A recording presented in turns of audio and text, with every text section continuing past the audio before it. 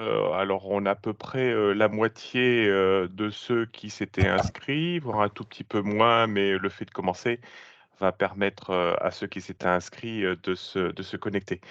Bonjour à toutes, bonjour à tous, bienvenue, sur ce 6e, webinaire, portant, sur, la question du financement de la rénovation énergétique, du patrimoine, bâti, de la collectivité. On est ensemble pour à peu près, 1 heure et quart avec des intervenants que je remercierai, tout à l'heure, qui vont vous présenter les dispositifs de financement avec un jeu de questions-réponses. Vous pouvez d'ailleurs utiliser le chat pour pouvoir les poser. Et donc pendant 1 heure et quart, on va, voir l'ensemble de la panoplie de ces aides, de ces aides-là. Alors, normalement, Rémi Chabriat, notre président, devait vous accueillir et assurer, les propos introductifs. Malheureusement, il a eu une contrainte de dernière minute. Il m'a demandé donc, de faire, lecture, de son propos, introductif. Voilà. Donc, bienvenue à tous à ce webinaire sur les questions des aides financières. Donc, c'est à peu près une centaine de personnes qui se sont inscrites, qui ont répondu favorablement à l'invitation de la préfecture, ce qui atteste du fort intérêt de l'ensemble des collectivités ou de leurs opérateurs sur ces questions de financement, qui est un sujet vraiment prégnant à ce jour. En sachant que ce 6e webinaire rentre dans le cadre du comité départemental de la transition énergétique qui est coordonné par l'État, avec la région et le soutien du conseil départemental. L'ensemble des collectivités du département du Puy-de-Dôme avaient reçu cette invitation à participer à ce 6e webinaire, en sachant que si c'est le 6e, il y en a eu 5 en amont qui portaient tous sur la rénovation énergétique du patrimoine bâti public, où on attachait en avril 2021. Vous voyez que c'est un petit peu loin. Pour la simple et bonne raison, c'est qu'on attendait des informations sur de nouveaux dispositifs de financement pour pouvoir vous les présenter de manière le plus large possible. Donc en avril 2021, on avait essayé de mieux cerner les enjeux de la rénovation énergétique du patrimoine bâti public pour mieux anticiper. Deuxième épisode sur des coups de projecteur sur les obligations réglementaires, le décret tertiaire que vous connaissez, plus récemment le décret BAC sur lequel on pourra peut-être revenir. Heu, Vers un patrimoine plus économe, plus confortable, épisode numéro 3. La question en épisode numéro 4 des, énergies renouvelables et des matériaux biosourcés intégrés dans les projets de rénovation. Et puis on avait, fini, cette série avec un 5e épisode sur la rénovation globale qui est quand même ce vers quoi, on vous engage à travailler, pour tâcher de réduire les consommations, réduire les dépenses d'énergie. Au final, c'était à peu près 300 élus agents de collectivité qui avaient participé à ces 5 webinaires. Vous êtes près d'une centaine aujourd'hui, donc on va atteindre le chiffre de 400. Donc c'est un sujet hyper important, bien évidemment. Vous le traitez aujourd'hui, vous le traitez qui plus est plus aujourd'hui qu'hier, pour la simple et bonne raison, c'est que vous êtes en train de construire vos budgets, voire travailler sur vos programmations pluriannuelles d'investissement. Alors un sujet important, si par les temps passés, on pouvait, prétendre à des niveaux de subventions publiques assez conséquents, 70, ces temps-là sont révolus. Alors il y a plusieurs raisons à ça, hein. C'est qu'on a, de plus en plus de projets de rénovation, énergétique du fait d'une prise de conscience de la part des collectivités locales sur les enjeux du dérèglement climatique, mais aussi de manière plus pragmatique sur la question de l'explosion des prix de l'énergie qu'on a vécu tout récemment. On a aussi une réglementation qui se durcit avec une obligation faite pour certains équipements de plus de 1 000 m² ou dans les unités foncières ou fonctionnelles. C'est le fameux décret tertiaire. On a des projets aussi qui gagnent en volume financier. Avant, on rénovait pour 300 000 – 400 000 €, alors peut-être avec moins d'ambition, que maintenant. Maintenant, il faut traiter un certain nombre de points, supplémentaires. On rénove pas, hier comme on rénove aujourd'hui. On va reprendre l'enveloppe, bâtie, on va traiter le système de chauffage, on va traiter l'installation ou on va installer des systèmes de VMC lorsqu'il n'y en a pas et tout ça, ça coûte cher.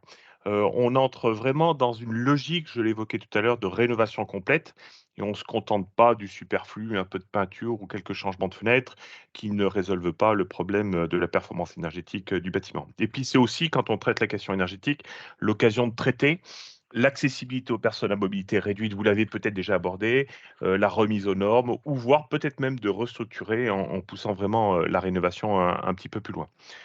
Autre point sur, le fait que ces projets gagnent en volume financier, et ben, on a des coûts de travaux qui ont sérieusement augmenté.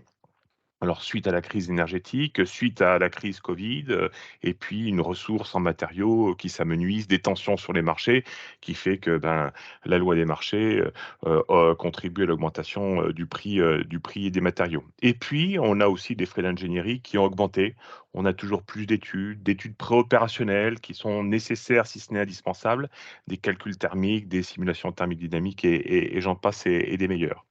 Alors tout ça, c'est à croiser aussi vis-à-vis des financeurs publics qui vont intervenir tout à l'heure, à des contraintes budgétaires, qui doivent faire face, à l'augmentation des demandes de subventions. C'est ce que je disais, auparavant. Et puis c'est aussi la capacité budgétaire des collectivités ou le budget que se sont fixés les élus qui dimensionnent le projet de rénovation, hein. C'est toute la différence entre, l'ambition de ces moyens et les moyens de ces ambitions. Et c'est vrai que parfois, quand on les contraint budgétairement, eh bien, on va faire en fonction du budget et engager les travaux à la hauteur de ce que l'on peut investir. Mais cette approche, elle réduit forcément, l'ambition du projet en termes de performance et quand on investit sur plusieurs, dizaines d'années, et ça ne va pas nécessairement contribuer à réduire de manière substantielle la consommation et de facto, la dépense, d'énergie. Et qui plus est, la question du confort thermique aussi bien en hiver et de plus en plus en été. Je vous fais pas de dessin par rapport aux derniers jours que nous avons vécus.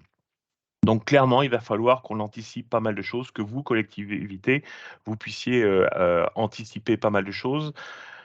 Faire des choix de mandat, hein, prioriser, certains investissements par rapport à d'autres et la rénovation énergétique devra en faire partie. Trouver de nouvelles solutions financières, étaler peut-être le planning de travaux, dans le temps, faire de plus en plus appel à la dette, voilà, un peu plus que par les temps passés, alors qu'on avait des niveaux de financement ou de subventionnement public assez élevés, CF 70, ou peut-être même des opérateurs, qui pourraient intervenir en tiers investisseurs, des publics ou des privés, qui investiraient en lieu et place des collectivités. Ce sont de nouveaux modèles, de nouveaux véhicules économiques qui apparaissent de plus en plus face à l'ampleur, de la tâche et face, aux enjeux.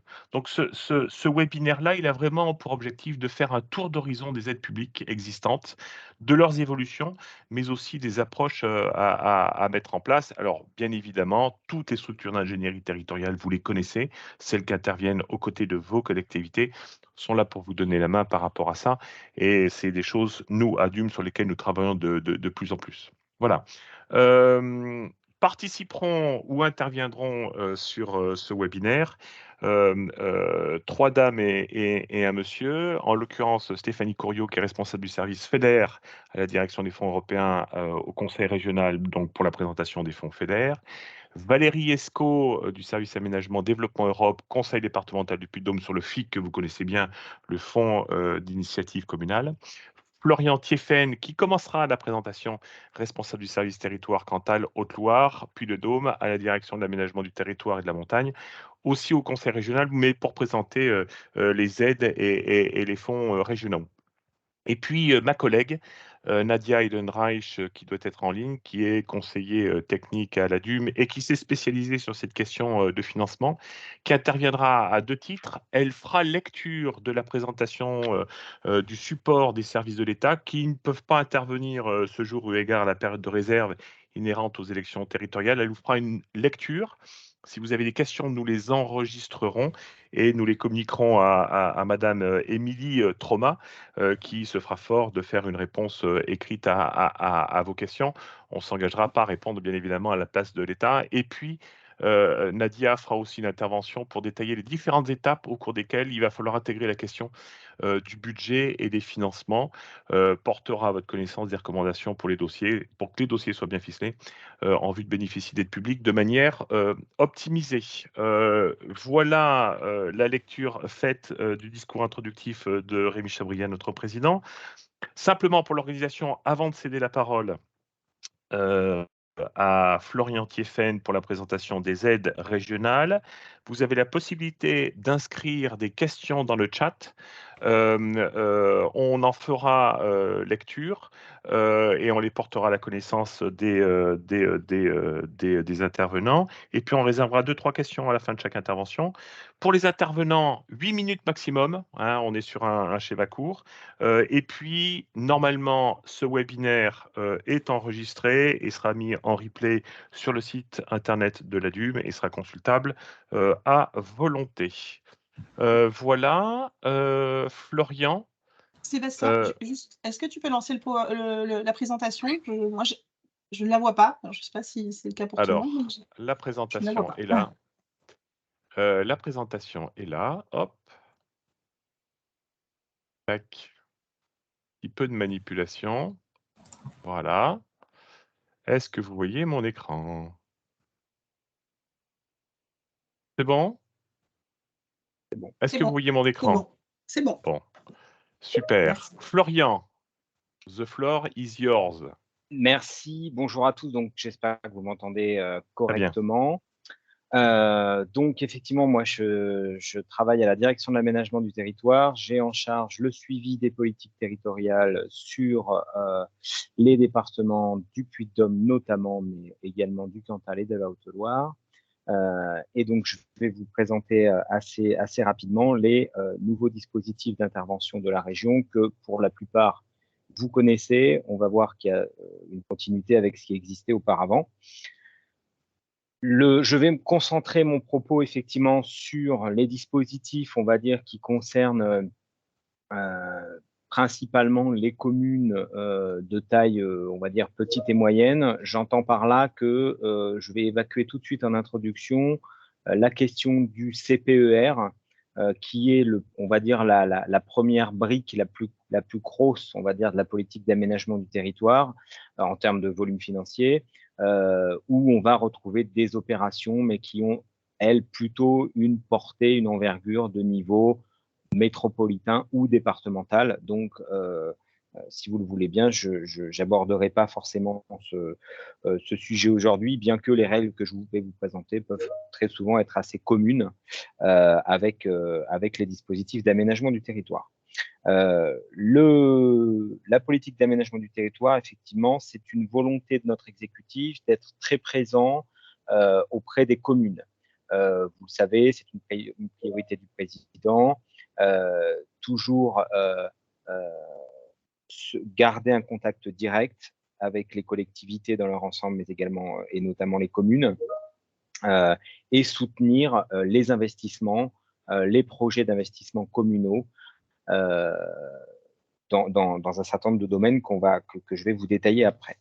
Les principes généraux, donc effectivement, hein, c'est un petit peu ce que je viens de vous dire, c'est une région qui soit présente aux côtés de l'ensemble des communes, des dispositifs que l'on tente de rendre les plus simples et lisibles possibles, et bien sûr une volonté de garder un contact direct avec nos interlocuteurs, et j'y reviendrai tout à l'heure. Si on peut passer donc à la diapo suivante, j'ai peut-être la main, mais je ne suis pas sûr. C'est moi qui ai la main. Hein. Donc, okay. Donc voilà. tu peux passer à la suivante, s'il te plaît. Voilà, est-ce que c'est la suivante? Parce que j'ai c'est la suivante. Super, merci. C'est très bon. Donc voilà, tout d'abord les grands principes, hein, toujours pareil. Donc l'intervention régionale, ça vous connaissez, hein, on respecte bien sûr les règles nationales qui sont le plafonnement à 80% maximum d'aide publique sur une opération. On a quelque chose aussi qui est très important chez nous, c'est qu'effectivement, vous le savez, la région a bien sûr de nombreuses politiques et la plupart de ces politiques peuvent permettre de soutenir des projets communaux, hein, puisque moi, je vous parle de la politique d'aménagement du territoire, mais il y a également des soutiens possibles aux projets communaux via la direction de la culture, la direction du tourisme, la direction du sport, la direction de la santé, puisqu'on a un gros programme au niveau des maisons de santé, voilà, la direction de l'économie, voilà, je ne les cite pas toutes, mais voilà. Les opérations, effectivement, qui sont éligibles sur ces lignes-là à la région, bien sûr, on ne va pas, nous, les accompagner en plus ou à défaut à la direction de l'aménagement du territoire. Si vous avez une maison de santé, elle sera financée sur la ligne maison de santé de la direction de la santé. Par contre, si vous avez des investissements, effectivement, qui ne rentrent pas parfaitement sur la ligne santé, ces investissements-là peuvent s'ils sont compatibles avec les orientations, bien sûr, de la politique régionale, rentrer dans les dispositifs d'aménagement du territoire. Idem avec le sport. Des équipements sportifs qui ne seraient pas soutenus par la direction des sports peuvent, s'ils sont cohérents avec la politique des sports de la région, être accompagnés par la direction de l'aménagement du territoire. Mais l'idée, c'est bien sûr qu'il n'y ait pas de concurrence et pas de cumul entre les différents dispositifs, mais tout ça est assez connu, je pense. Un petit élément aussi à avoir en tête, on tient compte des projets, pour les projets qui génèrent des recettes, c'est-à-dire les bâtiments publics qui ont vocation ensuite à être loués à des particuliers ou à des professionnels. On va, nous, appliquer un petit calcul, c'est-à-dire qu'on va prendre en compte les recettes de cette location pour ensuite calculer finalement le reste à charge de la commune, et la région pourra intervenir sur ce reste à charge. Mais voilà, quand on a des recettes, il faut bien avoir en tête que nous, on va en tenir compte dans le calcul de la subvention. Bien sûr, il faut déposer un dossier, déposer une demande en tout cas, avant de commencer à payer des factures, mais ça, mes collègues des autres collectivités et ma collègue du FEDER vous rappelleront ces règles-là, puisqu'elles sont aussi assez générales. Et ensuite, on a un paiement de la subvention qui est calculé sur la base du taux. Et si on a une sous-réalisation, bien évidemment, la subvention sera proratisée en fonction. Je rentre maintenant dans la description des nouveaux principaux dispositifs d'aménagement du territoire. Pour ceux qui étaient effectivement maires sur le précédent mandat, vous avez dû connaître ce dispositif sous le terme qui était à l'époque contrat ambition région. Aujourd'hui, le nouveau terme consacré, c'est contrat région. Vous allez voir, il y a assez peu de différence, hein. On a toujours donc le contrat région, c'est un programme d'action qui est défini par la région avec les maires et avec les présidents d'interco pour accompagner de manière pluriannuelle un certain nombre d'opérations. Donc, c'est un contrat qui est signé avec la région et les communes et les EPCI du territoire. On est sur une durée de 4 ans, donc c'est-à-dire que les contrats région ont vocation effectivement à lister les opérations que la région accompagnera jusque mars 26, hein, qui est la fin du mandat municipal. Hein. C'était un souhait aussi de pouvoir donner de la visibilité aux maires sur les soutiens de la région sur la durée de leur mandat. Dans le contrat région, on peut soutenir donc majoritairement des projets communaux, intercommunaux. On peut avoir quelques montages un petit peu différents avec des syndicats, avec des SPL, avec des SIC, etc. Mais c'est plutôt marginal. Et là, bien sûr, on a une volonté, comme je vous le disais, hein, d'accompagner de manière pluriannuelle, c'est-à-dire de donner de la visibilité sur le soutien régional, sur des opérations sur une durée de 4 ans. Le montant de l'opération minimum, c'est 100 000 €, puisque dans le contrat région, on est vraiment sur des opérations qui doivent être structurantes pour le territoire, structurantes à l'échelle de la commune ou structurantes à l'échelle du bassin de vie. Donc, c'est pour ça qu'on met un seuil de coût d'opération, parce que voilà, l'idée, c'est d'avoir des projets qui ont une certaine envergure. Un taux d'intervention maximum de la région qui est de 40%. Je dis bien c'est un taux maximum, ce n'est pas un taux automatique. Et bien sûr, le contrat, une fois qu'il est voté par la région, ça n'empêche pas le dépôt de dossier individuellement par chaque commune qui a une opération dans le contrat. Le contrat ne vaut pas dépôt de dossier. Ensuite, le contrat, c'est un engagement. Ça permet de bloquer, j'allais dire quelque part, les sommes qui sont inscrites dans le contrat sur les projets, mais ensuite, les opérations vivent leur vie, j'allais dire, normale, avec un dépôt de dossier, un arrêté attributif de subvention, voilà, comme n'importe quelle autre demande. Le dispositif suivant, que vous connaissez également, j'imagine assez bien, celui-là, il n'a pas changé de nom, donc on est sur le bonus ruralité. Ce bonus ruralité, lui, il concerne les communes de moins de 2000 habitants, hors métropole. On est là sur une... Alors, on n'est plus là dans le cadre d'une contractualisation et donc d'une programmation pluriannuelle. On est sur un soutien des opérations, j'allais dire, au fil de l'eau. Lorsque voilà, vous avez des opérations, alors même si il y a eu un travail là, qui a été mené sur les 6 derniers mois pour identifier avec les communes l'ensemble des opérations pour commencer, nous, à préflécher un petit peu les choses sur le bonus, mais on n'est pas dans le cadre d'un contrat, donc c'est, j'allais dire, un petit peu plus souple en termes de fonctionnement. On est sur des opérations qui, là, sont bien plus petites, puisque vous voyez le coût minimum de l'opération, c'est 7 000 €, avec un maximum de coût d'opération de 250 000 €. Donc, on est voilà, sur une cible qui n'est pas du tout celle du contrat région. Le contrat région, en gros, c'est votre projet de mandat, hein, c'est ce que souvent on dit. Et le bonus ruralité, c'est vraiment les travaux, j'allais dire les plus petits travaux ou les plus petites opérations quand on est sur des communes avec des assises financières moindres. C'est de la petite rénovation, ça peut être des petits projets d'aménagement. Avec un taux d'intervention qui, lui aussi, est fixé à 40%. C'est là aussi un taux maximum d'aide régionale. Bien sûr, c'est cumulable avec les cofinancements État, département, fonds européens. Mais voilà, on est là aussi sur un taux maximum.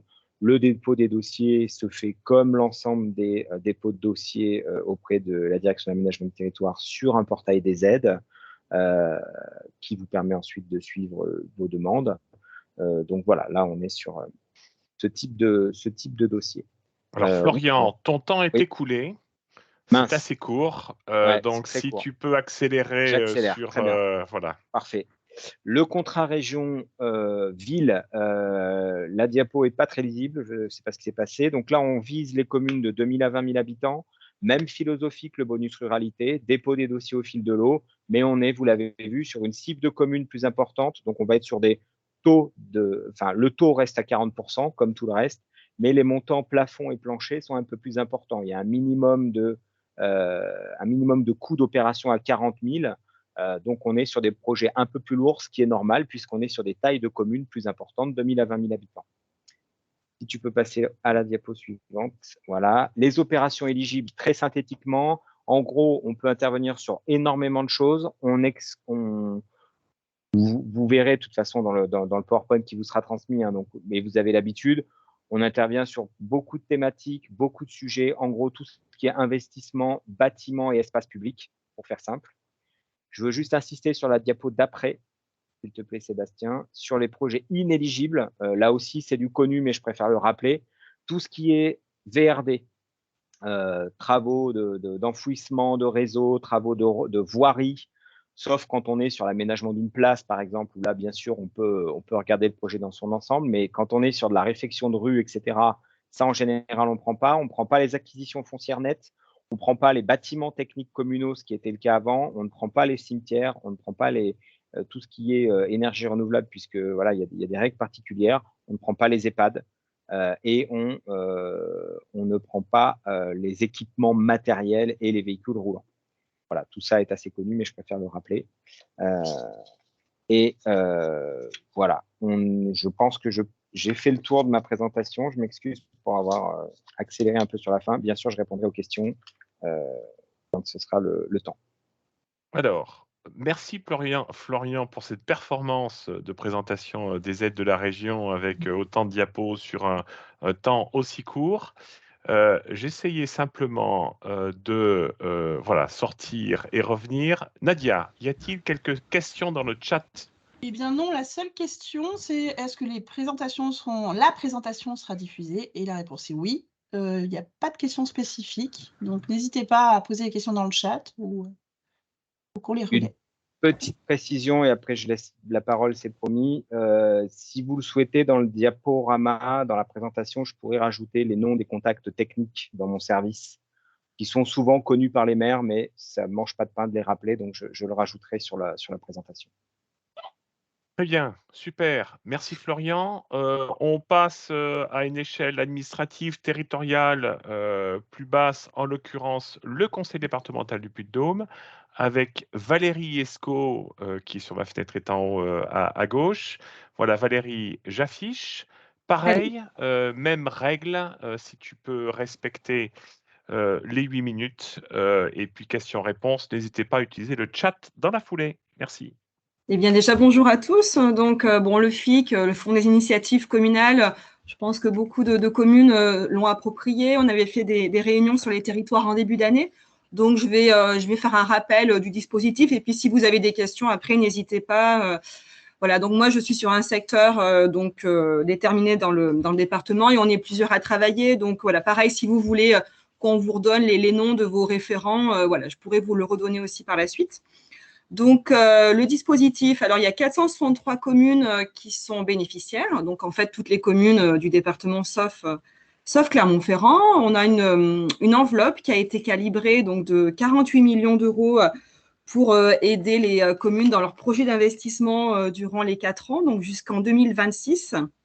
Et pareil, jusqu'à la fin de la mandature municipale, donc afin d'avoir une bonne lisibilité sur les projets de mandat. Donc, il y a des strates de population avec des enveloppes qui diffèrent selon, des enveloppes de dépenses qui diffèrent selon la strate. Nous avons mis en place un taux de subvention qui est maximum de 40%, donc pour les 4 premières strates de population, donc on va dire les plus petites communes. Et nous avons mis en place un taux d'intervention de subvention donc de 20% pour les 2 autres strates. Et donc, on va vulgariser pour les plus grosses communes, les communes de plus de 2000 habitants. Donc, le périmètre du FIC est assez vaste, voirie, comme vous le savez, travaux d'aménagement, etc., etc. Là, j'ai vraiment zoomé sur le bâti public, qui est l'ordre du jour aujourd'hui de cette réunion. Et donc, le bâti public est donc intégré dans le périmètre. Il y a les bâtiments communaux, donc qui sont non productifs de revenus. Donc, ça peut être école, mairie, salle associative, salle polyvalente. Ça peut être des équipements sportifs couverts, gymnase, terrain de tennis. Ça peut être aussi donc la sauvegarde des édifices cultuels non protégés. Alors, c'est vrai que ce qui est protégé peut relever aussi d'autres services existants au département, donc le service culture qui peut aussi intervenir. Après, ça peut être aussi des premiers ou derniers commerces. J'ai 3 petits points ou des maisons de santé qui sont portées par une maîtrise d'ouvrage communale. Dans le nouveau aussi, donc particularité là, du nouveau dispositif, nous avons mis en place des bonus énergie, bois local et réemploi, pour être en lien avec la transition énergétique. Donc, la grosse particularité de notre dispositif, c'est une souplesse en fait. Soit vous programmez tout en une seule année, vous avez un gros projet structurant, soit vous pouvez consommer jusqu'à utiliser donc 2 projets par an. Donc, c'est assez souple et c'est à vous de voir. Il n'y a pas vraiment de cadre précis pour cela.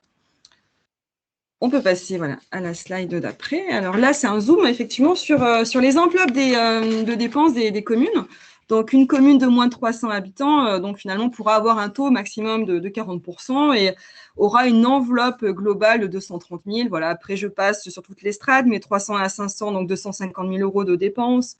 De 500 à 1000, donc 320 000, jusqu'à finalement les grosses communes de plus de 5 000 qui auront un taux moindre, donc 20%, et une enveloppe de dépenses donc, qui sera de 1,3 million. Voilà, donc il y a effectivement 6 strates de population avec des dépenses qui varient selon les strates.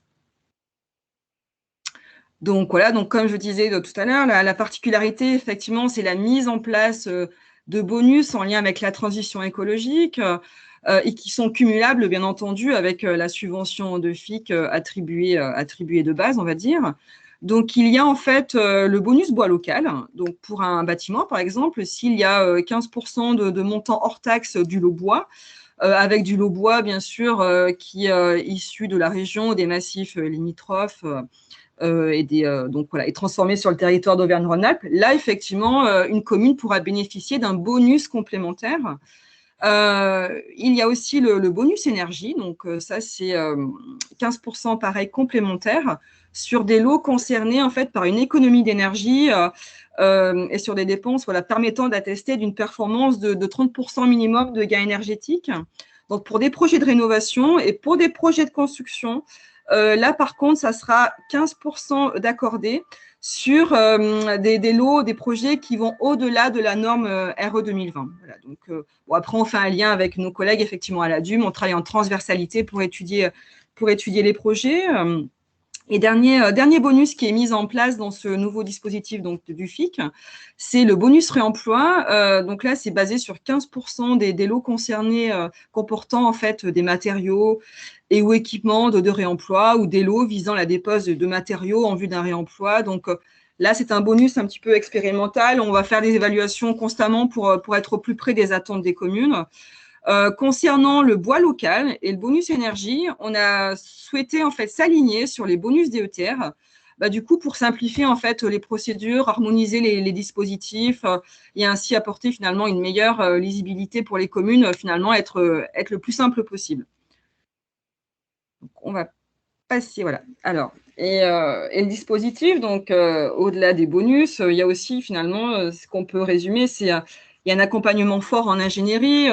On essaie de travailler tous en transversalité, tous ensemble pour aider au mieux les communes finalement. Donc, on va faire un accompagnement très en amont avec les partenaires du département, donc l'ADIT, l'Agence départementale d'ingénierie, l'ADUM, le CAUE, afin d'harmoniser, de se concerter tous ensemble et puis de garantir un projet vraiment optimisé.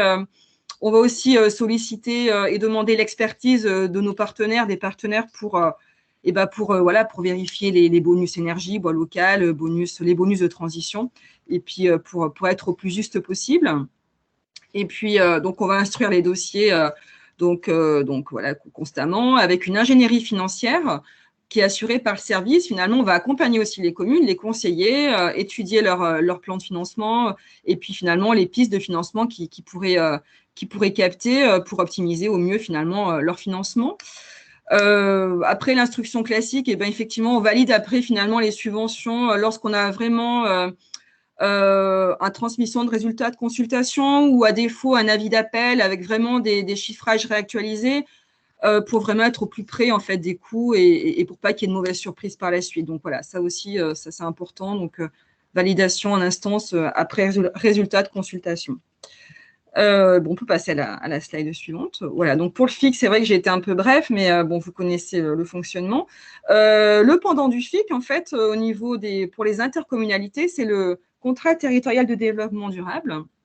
Donc, les contrats sont actuellement en cours d'élaboration et ils vont permettre d'accompagner aussi financièrement les EPCI, les intercommunalités du territoire pour leurs projets structurants, leurs projets d'investissement. Nous sommes en train d'aller sur les territoires, de faire les échanges avec les communautés de communes, les communautés d'agglomération, enfin les intercommunalités, pour étudier, calibrer les financements en fonction de leurs besoins, de leur programmation. Et donc, finalement, des projets aussi de bâti public seront susceptibles donc d'être financés dans le contrat pour les intercommunalités. Eh bien, super. C'était rapide.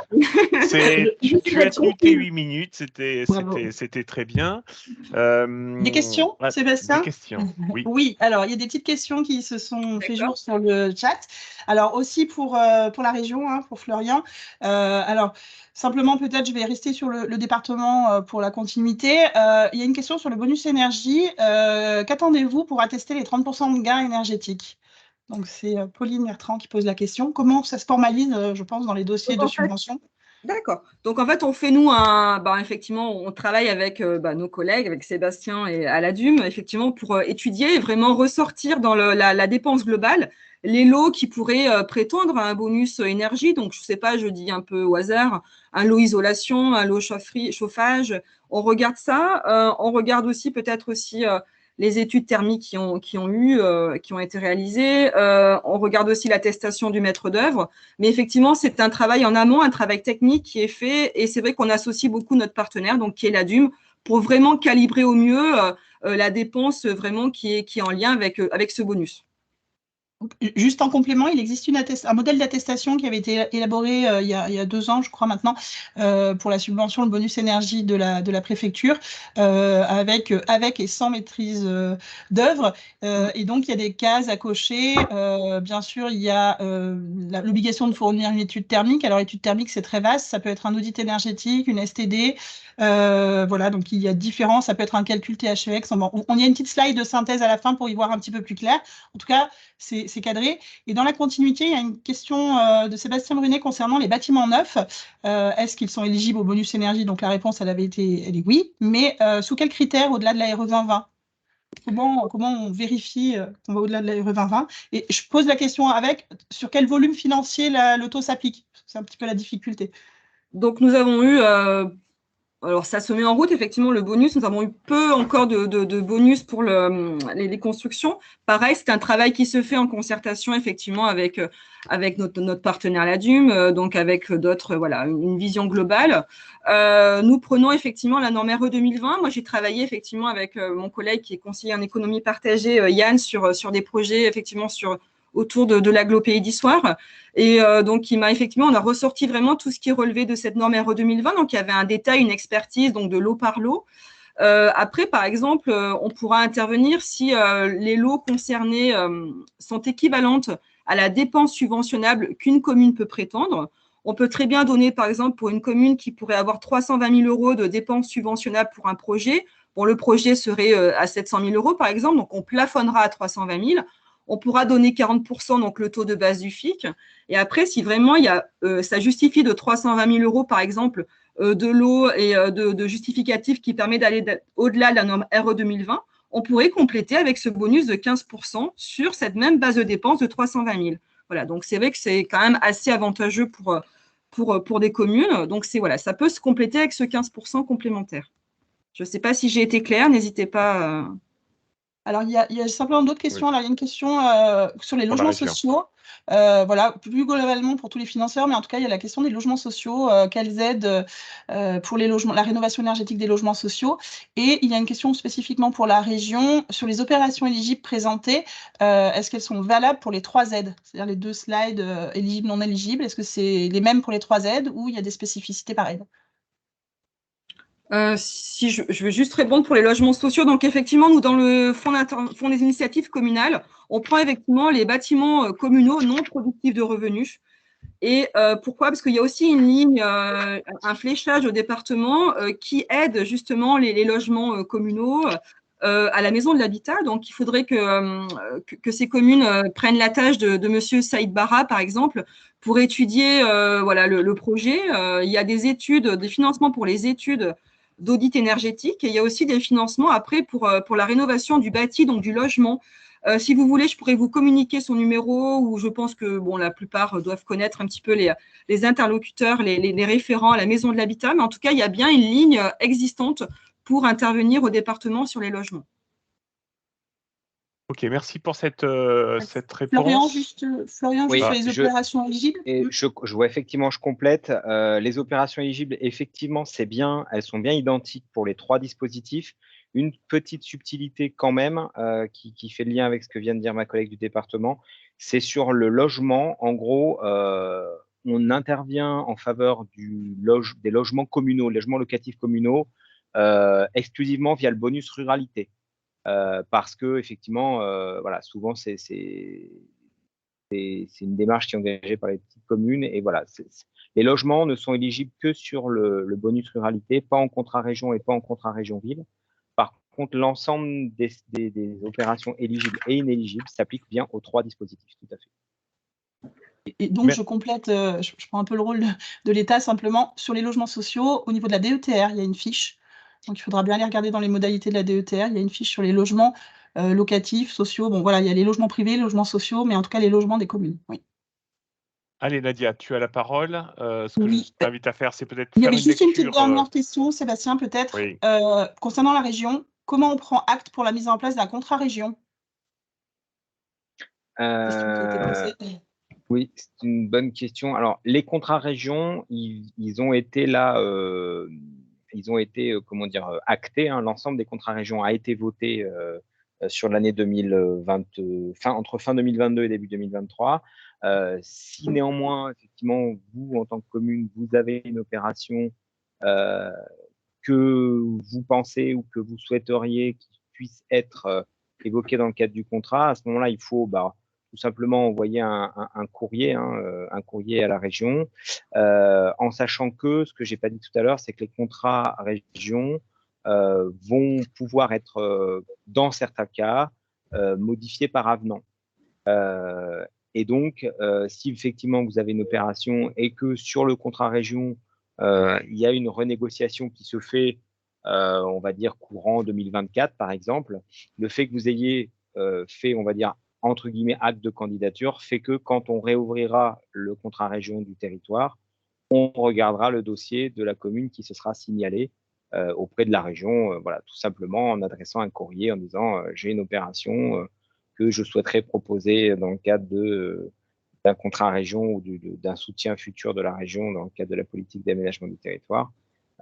Et à ce moment-là, effectivement, ça permet de prendre rang pour ensuite qu'il puisse être étudié lors de l'avenant des contrats. Ok, Allez, merci Florian. On va poursuivre. Je suis le gardien du temps et dois faire respecter les horaires. Donc, Nadia, si tu veux bien faire la lecture du support de l'État. Voilà. Je me mets là Pareil, pour 8 minutes. Ça fait drôle. Mais alors, sur les dettes de l'État aux collectivités, donc c'est le PowerPoint qui nous a été transmis par Émilie Trauma. Donc, simplement l'introduction, vous connaissez les interlocuteurs par arrondissement, il y aura un petit rappel. N'hésitez pas à poser les questions directement à vos interlocuteurs. L'idée, c'est vraiment d'avoir un lien avec vos interlocuteurs. Et si vous avez quelques questions, on peut les prendre. L'idée, c'est de ne pas se prononcer au nom de l'État dans ce webinaire, donc simplement de planter un petit peu le décor et dire la présentation. Donc, rappelez, mais vous les connaissez, les 3 dotations principales aujourd'hui qui sont les leviers financiers de l'État. Donc, on a la DETR, la dotation d'équipement des territoires ruraux. On a la dotation de soutien à l'investissement local, donc la DESIL. Et le fonds vert, qui est le petit nouveau, et qui avec la bonne nouvelle récente, est reconduit sur 2024. Donc, simplement, donc là, on est sur les données 2023. Pour donner un ordre d'idée, le montant de la dotation de la DETR était de 13 millions d'euros pour 2023, avec un taux d'aide de 30% sur les opérations moyens. La DESIL, on est sur une enveloppe de 5 millions d'euros sur 2023, donc au total 18 millions d'euros sur les dispositifs classiques, que toutes les collectivités, qui fait vraiment partie du socle des subventions de l'État. Et puis le fonds vert, qui sur 2023 représentait 10 millions d'euros en local, avec un taux moyen de subvention de 25%. Voilà, donc il y a quelques directives sur le côté, sur la périodicité, sur le programme annuel et la base de la circulaire départementale. Donc, que ce soit que la DETR ou la DESIL, vous avez vu qu'il y avait un rapprochement un petit peu des calendriers et des modalités de ces 2 subventions. Donc, avec une totalité de l'enveloppe qui doit être programmée dans l'année et à 80% d'ici le 30 juin. Voilà, ce qui fait que tout se précipite un peu en début d'année. Idem pour la DESIL. Et puis, concernant le fonds vert, donc on était plus au fil de l'eau, mais avec un objectif qui a été fixé de consommation, d'engagement, en tout cas, de programmation de 50% de l'enveloppe d'ici le 30 juin. Voilà. Donc, simplement, off, j'ai demandé un petit peu à Émilie Trauma les perspectives 2024, parce que je pense que beaucoup d'inscrits à la formation, enfin, au webinaire se projettent sur l'année prochaine. Donc, ce qu'on sait, c'est qu'il y a un certain maintien des subventions DETR et DESIL avec une baisse de la DETR de l'ordre de 3% par an. Donc, mécaniquement, il y aura une petite baisse. On sera peut-être de l'ordre de 12 à 12 millions et demi d'euros pour l'année prochaine. Et pour la DESIL, il n'y a pas tout à fait encore, les choses ne sont pas arrêtées, mais on devrait être de l'ordre de 5 millions d'euros. Voilà. Donc, il y a un maintien, mais avec quand même une tendance à la baisse. Sur le fonds vert, il y a eu cette fameuse annonce qu'effectivement, il est reconduit. Par contre, on n'a pas encore les informations sur le volume exact pour 2024. Voilà. Si tu peux changer de... Voilà. Donc, les conditions d'accès aux dotations, les collectivités demandeuses doivent déposer selon leurs compétences pour mener le projet. Bien sûr, une délibération et avec un chiffrage précis et étayé. Donc, ça, c'est quelque chose sur lequel la préfecture appuie vraiment beaucoup et vous comprendrez pourquoi. Aujourd'hui, il faut des projets mûrs, matures, bien étudiés, à un stade quand même avancé de projet. Donc, on parle d'un stade APD, donc c'est un avant-projet définitif. Donc, c'est déjà une maîtrise d'œuvre. On n'est plus dans de l'audit ou des choses. On est vraiment dans un projet engagé en maîtrise d'œuvre et un stade avancé du projet, pratiquement proche, ou en tout cas au niveau d'un permis de construire ou d'une déclaration de travaux. Voilà. Des dossiers de demande qui doivent être déposés en ligne, donc ça, vous avez maintenant commencé à avoir l'habitude de démarches simplifiées.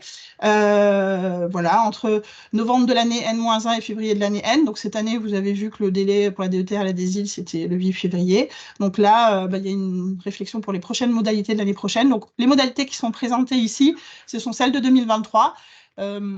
Un nouveau préfet arrive, peut-être que, voilà, en tout cas, il y a des discussions pour la fin de l'année, pour les nouvelles modalités, avec probablement une ouverture autour de novembre, comme chaque année, les dépôts de dossiers. La dotation des terres des îles fonds verts qui sont cumulables sur le principe. Donc oui, c'est cumulable. Bien sûr, dans les faits, il est rare d'accorder les 3 subventions à un même projet compte tenu du nombre de demandes enregistrées. Donc ça, c'est très important. Ça crée beaucoup de frustration parce que entre le fait de déposer et de recevoir, il n'y a aucune garantie. Tout simplement, ce que expliquait Sébastien tout à l'heure, les projets sont de plus en plus nombreux, de plus en plus conséquents en termes de volume financier. Et puis, les financements, malgré tout, n'augmentent pas dans la même proportion, malgré l'ajout du fonds vert. Donc, simplement en 2023, 800 dossiers ont été déposés en DETR, des îles et fonds verts, tout projet confondu. Hein, donc, on n'a pas la distinction de la rénovation énergétique, mais tout projet confondu. Il y a eu 60 millions d'euros de demandes de subventions pour une enveloppe de 28 millions. Donc, on voit bien que l'État ne peut pas servir tout le monde. Voilà. D'où l'intérêt de présenter des dossiers très bien ficelés et bien calibrés financièrement. Voilà. Sébastien, si tu peux changer. Donc, spécifiquement sur les projets de rénovation thermique des bâtiments, le projet de rénovation thermique sont clairement partie des priorités de programme sur les 3 dotations. À projet équivalent, ce sont les projets intégrant la rénovation thermique les plus vertueux qui seront retenus sur la DETR et des îles. S'agissant du fonds vert, la rénovation thermique est une condition d'accès. Donc, la condition de faire 30% de gains énergétiques sur un état initial, hein, donc je ne parle pas du décret tertiaire où on peut prendre une année de référence à 10 ans, c'est vraiment les consommations de la dernière ou des 3 dernières années, 30% pour accéder au fonds vert, et on verra qu'il y a des bonus énergie sur la DETR pour ça. Donc, en cas de projet d'ampleur, ça c'est aussi une spécificité, c'est vraiment quelque chose sur lequel on va mettre l'accent aujourd'hui, vous verrez sur le cas pratique. Aujourd'hui, le calcul des 30% sur le montant du coût de l'opération peut amener à des volumes financiers de DETR et des îles extrêmement importants et de fonds verts également. Et bien sûr, un projet ne peut pas consommer 1/6 de la DETR. Donc aujourd'hui, pour s'assurer un petit peu le fait de pouvoir prétendre à cette DETR et cette des îles et ce fonds vert, la préfecture recommande de raisonner plutôt sur un budget d'opération, je ne parle pas de travaux, hein, je parle d'opération, d'1 million d'euros financé à 30%. On peut se dire qu'autour de 300 000 euros, on peut à peu près assurer, si le projet est performant et bien monté, d'obtenir cette subvention. Au-delà, il faut absolument se rapprocher des services de la préfecture pour discuter et envisager ce phasage en tranches fonctionnelles pour essayer d'avoir un peu plus que 300 000 euros sur un projet. Je prends un cas typique de 2 millions d'euros. Il faut vraiment se rapprocher de la préfecture pour essayer d'étaler cette subvention ou se dire qu'on part sur une base de 300 000 euros pour un projet d'1 million. Voilà. Donc, spécificité aussi, les justifications des économies effectivement réalisées pourraient être demandées par les services, notamment au moment des soldes de subventions. Aujourd'hui, on est beaucoup sur du déclaratif, il y a des contrôles, on est aussi dans le cadre aujourd'hui du décret tertiaire, donc il faut que ces gains soient vraiment solidement justifiés. On peut passer. La notification des aides, donc la majorité des dotations est notifiée en juin, donc ça répond à une des questions du chat. Donc dépôt entre novembre et février sur cette année, réponse en juin, donc par arrêté. Donc dans le cas positif, il y a un courrier, un arrêté de subvention qui récapitule les principales conditions de gestion de la subvention. Voilà, il faut bien le conserver et le consulter. Deuxième paragraphe, en cas de rejet, vous êtes également notifié avant l'été. Le dossier est déposé au titre de la DETR, la DESIL est valable sur 2 exercices. Ça veut dire que si vous ratez la DETR ou la DESIL sur une année et que vous ne modifiez pas votre projet, il sera automatiquement valable pour l'année suivante et il y a une discussion qui peut se refaire sur ce dossier-là. Il ne sera pas nécessaire de le redéposer. Voilà. Et en cas de rejet, le service instructeur demande systématiquement si vous souhaitez maintenir votre dossier. Voilà. Donc ça, c'est vraiment une procédure automatique. Voilà. Et le rejet aussi motivé. Donc, après la programmation, donc ça, c'est aussi un point que la préfecture souhaitait mettre en avant. Tout ne s'arrête pas au moment où on a l'arrêté. En fait, finalement, c'est là où tout commence. Donc, les paiements s'effectuent sur la base des dépenses réalisées dans le cadre du projet. Donc, ce qui est mis en avant, c'est que vous avez tout à fait la possibilité, une fois que vous avez l'arrêté de subvention, de demander une avance de 30%, comme à compte pour engager vos opérations et payer déjà les dépenses effectuées. Donc, ce n'est pas 30% à la hauteur des montants déjà réalisés, ce n'est pas sur facture, c'est une avance de 30% de la subvention qui vous est accordée. Vous avez 2 ans pour débuter votre projet après notification de l'arrêté et 4 ans pour réaliser, pour achever en fait l'opération.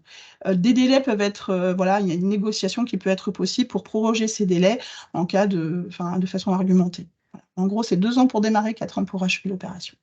Et là, voilà, vous avez les correspondants. La sous-préfecture, mais je pense que vous les connaissez, les sous-préfectures, Ambert-Issoire, Riom-Thiers, les bureaux de contrôle budgétaire. Voilà, si vous avez quoi que ce soit comme question, n'hésitez pas, mais je pense que c'est des interlocuteurs que vous connaissez. Voilà. Parfait, merci. 8 minutes aussi. L'exercice est possible. Alors, c'est des choses que vous connaissez déjà, bien évidemment. Ce qui te laisse peut-être le temps de pouvoir regarder peut-être dans le chat, désolé, mais Oui. Alors, en j'ai affichant, juste je ne un peux petit pas complément. lire.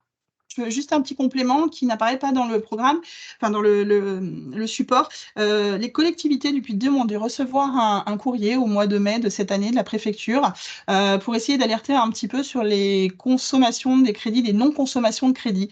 En fait, vous avez vu que les budgets sont relativement contraints et les crédits sont contraints. Et aujourd'hui, le constat est fait que à peu près 1,6 million d'euros par an repartent à Paris faute d'avoir été consommés par des projets dont les subventions étaient attribuées. Alors, pourquoi ces projets ne sont pas engagés ou sous-consommés, en fait, ces enveloppes? Il peut y avoir X raisons, mais en tout cas, ça pousse vraiment à essayer de construire plus justement les projets et au niveau du volume financier, c'est-à-dire s'assurer que le projet ne s'arrête pas en route. On a des projets aujourd'hui qui s'arrêtent en phase APD, purement et simplement. Il y a des projets qui sont aussi déshabillés. Tout simplement, on réduit l'enveloppe des travaux, peut-être parce que on espérait trop de subventions et que finalement, on ne peut pas engager l'opération. Donc, il y a vraiment ce travail à faire parce que clairement, cet argent qui avait été attribué et qui n'est pas consommé repart à Paris et ne peut pas être distribué en local. Donc, quand on a une DETR ou une DSIL au total de 18 millions et qu'on a 1,6 million qui repart 1,8 million par an, c'est clairement du gâchis. Donc, il va falloir vraiment sécuriser ces opérations pour ne plus avoir de l'argent qui repart et n'est pas consommé sur le territoire. Voilà, je me permettais de faire cette aparté parce que ça me semble vraiment important. Alors, il y a quelques questions dans le chat. On va pour Aline Faure, pour Christine Laporte, pour Florence Verdier, pour Pauline Bertrand, que des filles, tiens, qui posent des questions à l'État. On va compiler tout ça et on va demander à Émilie Troma de la préfecture d'apporter des réponses à ces questions par écrit, que bien évidemment, on vous relaiera à tous ceux qui ont posé questions. Ça veut dire que sur les interventions suivantes, il vous est possible de rajouter des questions. N'hésitez pas à mentionner questions pour l'État concernant ces aides et puis posez votre question. On va collecter tout ça et puis on les compilera directement sur un document à passer à Émilie Troma. Merci Nadia pour l'exercice de lecture et de précision sur certains éléments. Tu avais préparé la présentation avec Émilie Troma. Stéphanie Couriot, si vous êtes par là, je vous ai vu tout à l'heure. Bonjour à tous. Voilà, c'est à vous sur la présentation donc, du programme FEDER.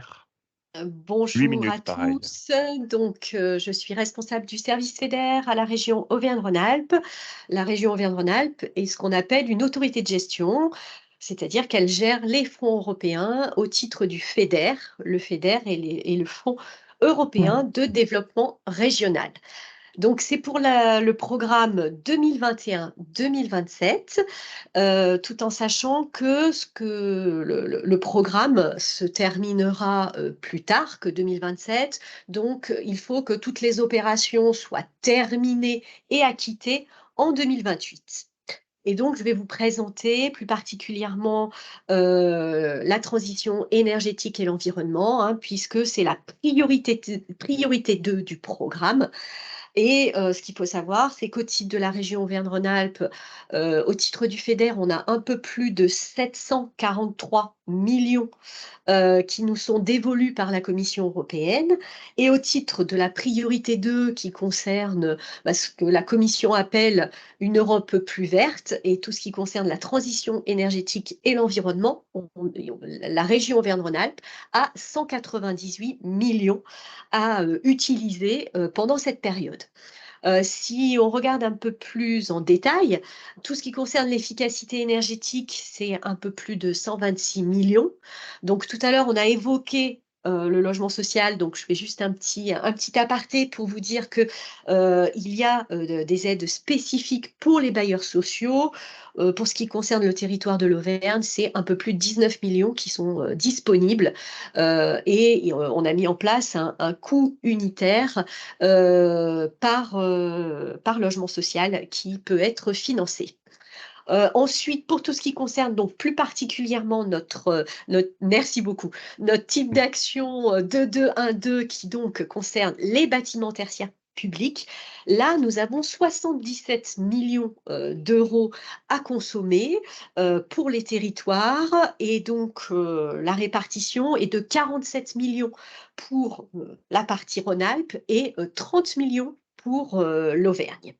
Nous avons un dispositif qui est au fil de l'eau, c'est-à-dire que l'on instruit les dossiers et on les programme dans l'arrivée des dossiers en fonction de réalisation des opérations. Il n'y a pas d'appel à projet spécifique sur cette thématique. Je me permets aussi de vous indiquer qu'on a des dispositifs qui vont bientôt s'ouvrir et qui potentiellement pourraient vous intéresser. Solutions fondées sur la nature, ça va être tout ce qui concerne la végétalisation, par exemple, des cours d'école. Il y a aussi les déchetteries et les déchetteries professionnelles où il y aura une aide spécifique, ainsi que les friches, puisque je sais que certaines communes peuvent avoir des friches. Donc, n'hésitez pas aussi à regarder un petit peu les différents types d'actions. Donc, où est-ce que vous pouvez trouver ça? Vous allez trouver ça, slide suivante. Toutes ces informations, vous les retrouvez dans ce qu'on appelle un document de mise en œuvre.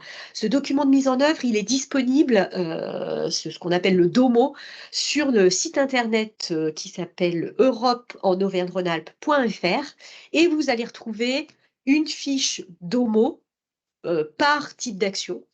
Ce DOMO vous indique quels sont les objectifs de l'action, ça décrit les projets finançables, les différents critères d'éligibilité, le type de bénéficiaire et les modalités de soutien financier, puisque sur certains types d'actions, c'est ce qu'on appelle une justification sur facture et au réel, alors que sur la réhabilitation énergétique, c'est la grande nouveauté sur ce nouveau programme, on est sur un coût unitaire. Slide suivante. Donc, pour ce qui nous concerne, la réhabilitation énergétique des bâtiments tertiaires, ce qu'on finance, c'est qu'on finance les bâtiments tertiaires publics, mais on ne finance pas tout ce qui est bâtiments sportifs, de loisirs, touristiques, culturels, de santé et d'hébergement. Ce type de financement, c'est sur une autre priorité, la priorité 5, qui était en appel à projet. Et on finance par contre sur cette thématique 2.2.1.2 les bâtiments d'éducation, de formation initiale et d'enseignement supérieur. Donc c'est là que vous retrouvez les écoles, les collèges, les lycées, les universités. Donc là, tout ça c'est bien éligible. Dans le cadre de la rénovation, si vous avez un projet qui a une partie bâtimentaire de rénovation et de construction, c'est uniquement les dépenses qui concernent la partie rénovation qui sont éligibles. La partie construction nécessite le dépôt d'un autre dossier et je peux vous dire qu'il ne reste quasiment plus de crédit sur la partie construction. Tous les dossiers ont été déposés.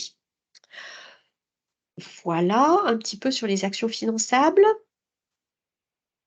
Sur le type de bénéficiaire ou les critères, peu importe, voilà, dans les critères, voilà, excusez-moi, j'ai dû sauter une... Merci. Le type de bénéficiaire, on retrouve donc les collectivités territoriales hors métropole, leurs groupements, leurs opérateurs, leurs mandataires. Bon, c'est du type SPL, par exemple, ou autre type de structure dont vous pouvez avoir besoin.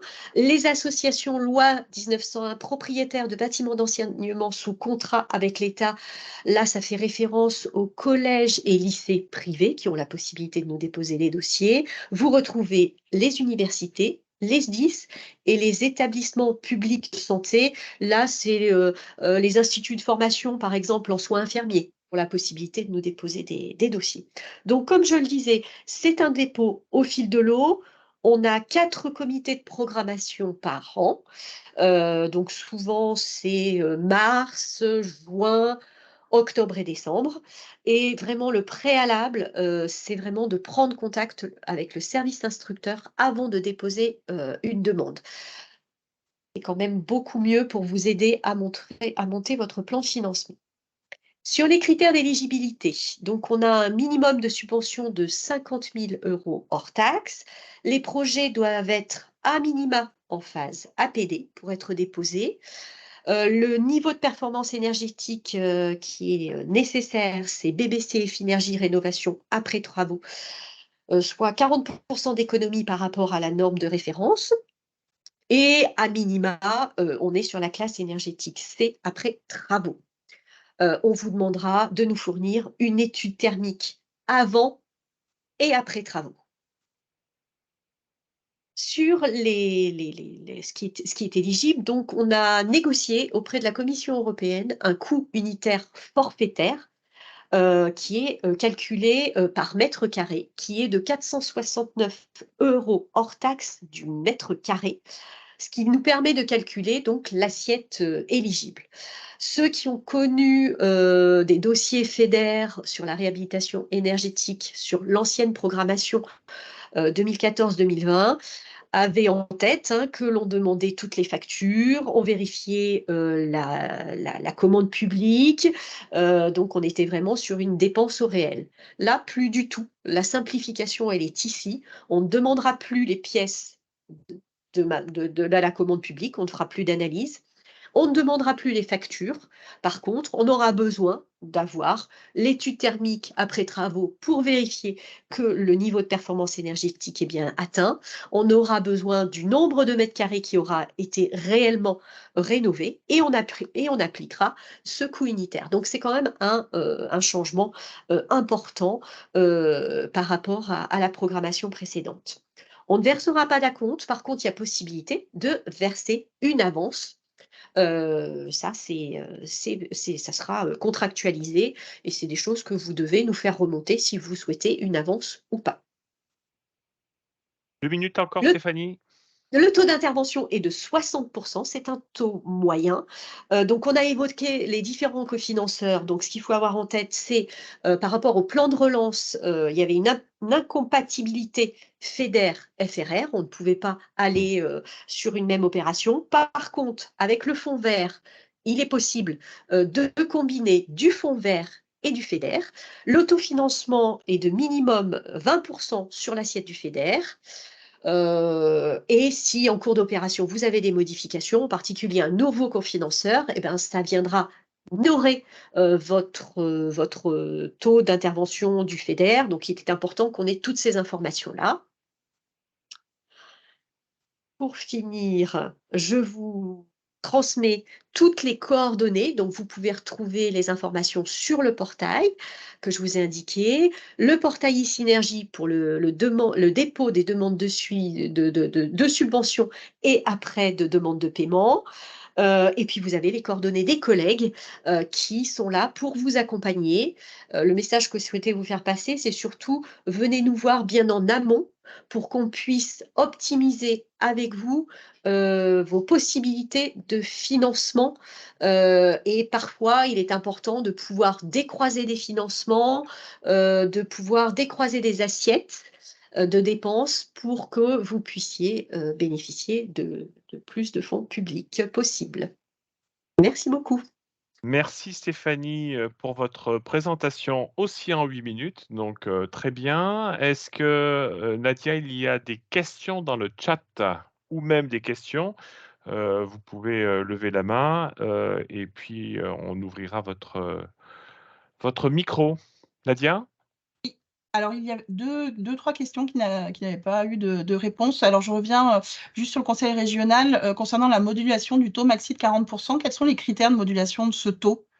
On est sur les questions, sur les aides régionales, hein, et donc c'est une question pour Florian.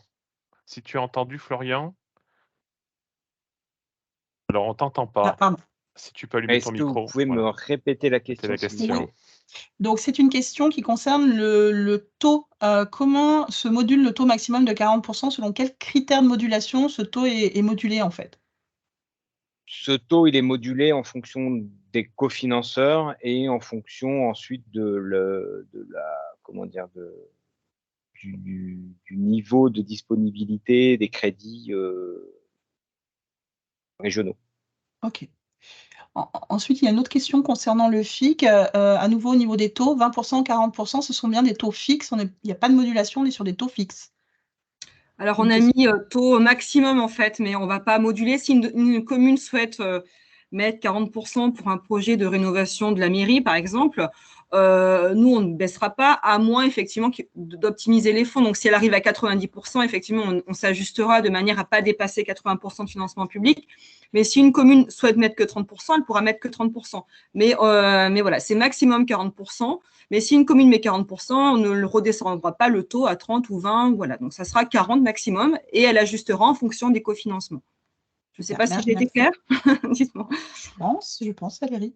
Il y a une autre question concernant le fonds Chêne. Alors, je propose de l'évoquer juste après, parce qu'il y a une slide sur éventuellement l'ouverture à d'autres financements, et je pense que ça en fait partie. La question sur le fonds vert, Christine Laporte qui pose cette question. Christine, on transmettra les questions pour être vraiment précis à la préfecture, pour qu'ils puissent avoir un retour exact, pour ne pas se prononcer à la place de l'État. Voilà. Et puis, je crois que c'est à peu près tout. Si, oui, uniquement sur la rénovation des logements. FEDER, efficacité énergétique, s'adresse uniquement sur la rénovation des logements ou aussi pour les logements sociaux, non sociaux. Non sociaux. Donc, c'est la distinction. C'est uniquement pour les logements sociaux, tout à fait. Hein, c'est-à-dire que seuls les bailleurs sociaux peuvent déposer un dossier. Donc, logement conventionné. Oui, tout à fait. Ouais. Voilà. Donc, je pense que c'est tout pour les questions. Eh bien, écoute, merci Nadia. Et comme tu as la parole, je vais te la repasser pour faire, non pas un bilan, mais quelques recommandations, identifier les étapes sur lesquelles commencer à parler budget. Et puis, un cas pratique, justement, que tu as fait sur la base d'un exemple qu'on suit, un exemple modèle qu'on suit, avec justement une simulation budgétaire. Alors, juste pour finir sur le volet financement, donc là, on a eu les 4 principaux financeurs qui représentent les gros volumes et qui sont bien connus. On a voulu aussi faire juste une petite slide d'ouverture, une diapositive d'ouverture sur d'autres dispositifs de financement. Donc, ça rejoint une des questions sur le fonds Chêne et autres fonds FNCCR. Il y a d'autres aides qui peuvent aider à boucler ou à améliorer un plan de financement. Donc, on a simplement noté, ce n'est pas exhaustif, hein, il y a quelques petits points derrière. Donc, on a identifié les appels à projets de la FNCCR. Donc, c'est peut-être des choses dont vous avez entendu parler, certains en bénéficient. Par exemple, Acté Plus, hein, c'est celui qui est à venir. Il y a eu Acté, voilà, il y a eu plusieurs déjà appels à manifestation d'intérêt.